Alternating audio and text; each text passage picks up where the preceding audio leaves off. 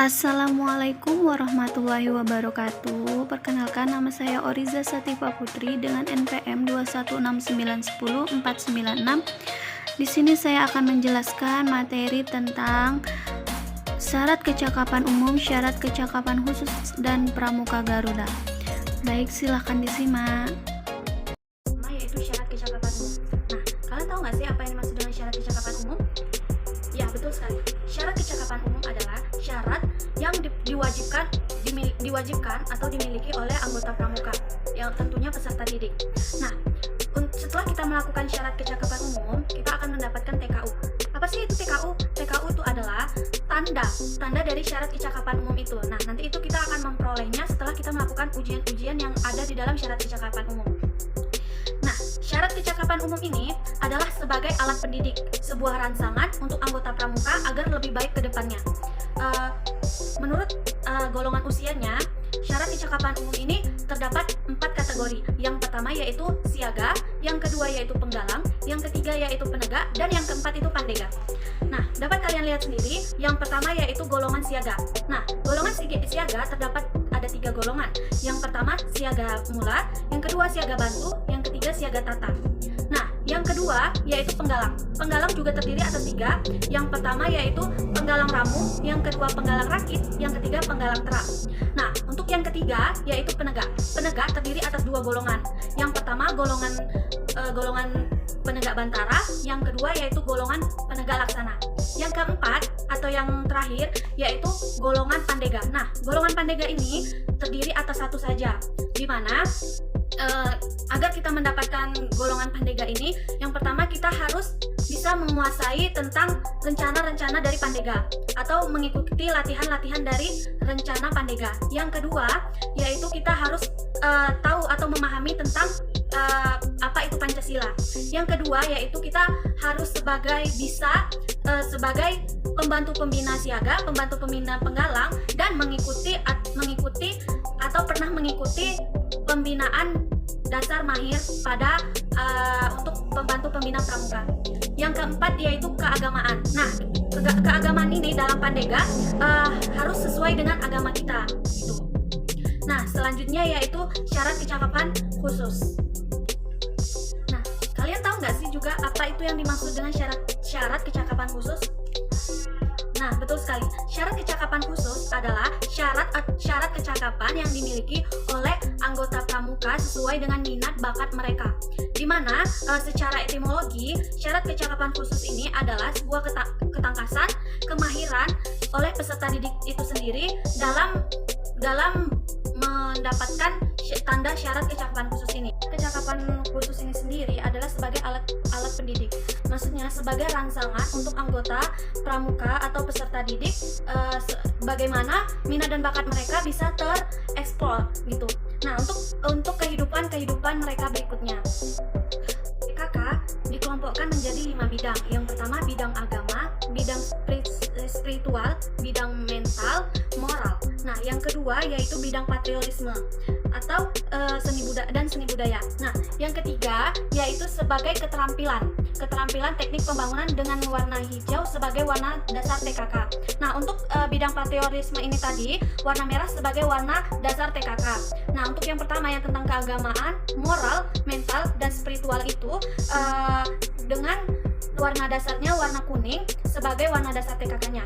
Nah, yang keempat yaitu bidang ketangkasan atau kesehatan. Nah, dengan dasar warna putih sebagai warna dasar TKK. Yang kelima yaitu bidang sosial, keprimanusiaan, dan gotong royong. Nah, untuk warna dasarnya sendiri ini warna biru.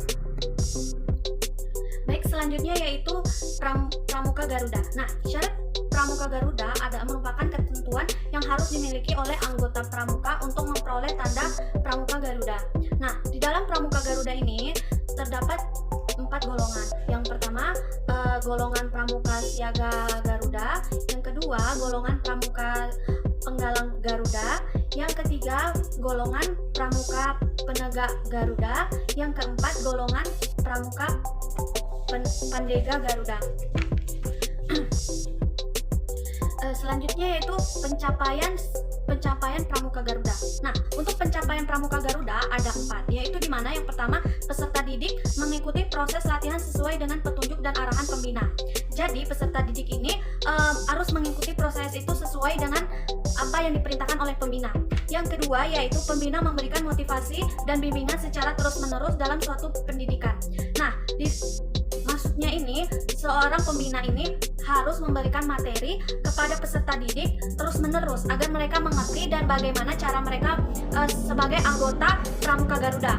Nah, yang ketiga yaitu keluarga harus terus memberikan dorongan atau motivasi agar peserta didik ini dapat meraih apa yang dicapai oleh seorang anggota Pramuka Garuda ini. Nah, yang keempat yaitu kuartir ranting atau kuartir dari daerah memfasilitasi apa saja yang harus dimiliki oleh seorang anggota pramuka dan syarat-syarat sebagai anggota Pramuka Garuda. Oke, selanjutnya itu cara menguji SKU, SKK, dan Pramuka Garuda. Nah, untuk cara menguji SKU dan SKK itu sama.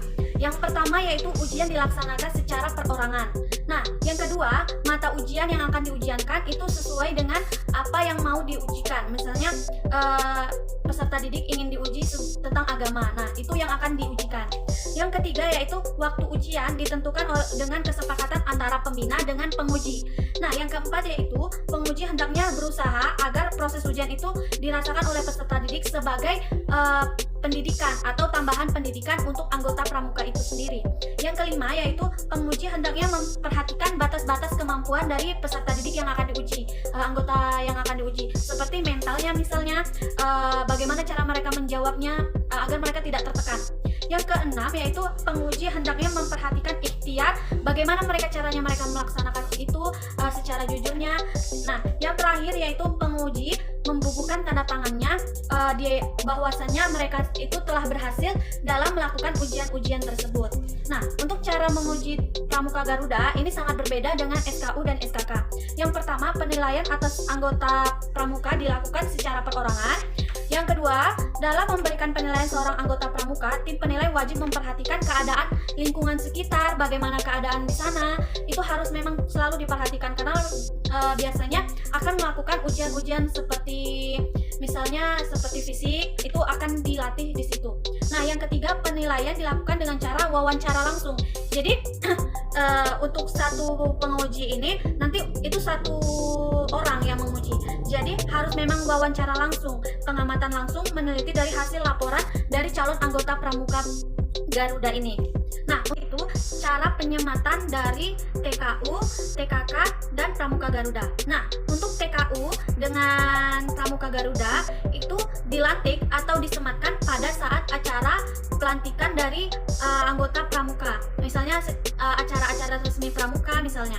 Nah, untuk TKK sendiri, tanda kecakapan khusus, ini bisa disematkan atau bisa dilantik, bisa diterima oleh anggota Pramuka itu pada saat latihan mingguan, maksudnya upacara latihan mingguan gitu.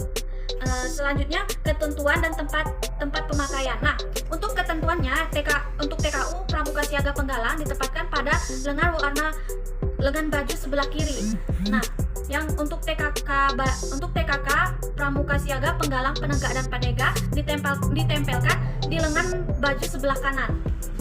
Nah, untuk Pramuka Garuda itu diletakkan berupa lencana dari logam, digantungkan di muka pada dada, pita berwarna merah putih, dipakai pada upacara resmi saja. Nah, yang kedua yaitu Pramuka Garuda harian berupa kain bordiran atau sablon ditempelkan di dada sebelah kanan, di atas saku, di atas bintang tahunan, tigor, tiska, dan lain-lainnya. Nah, itu tadi pembahasan demi pembahasan materi yang telah saya sampaikan. Lebih dan kurang saya mohon maaf. Wassalamualaikum warahmatullahi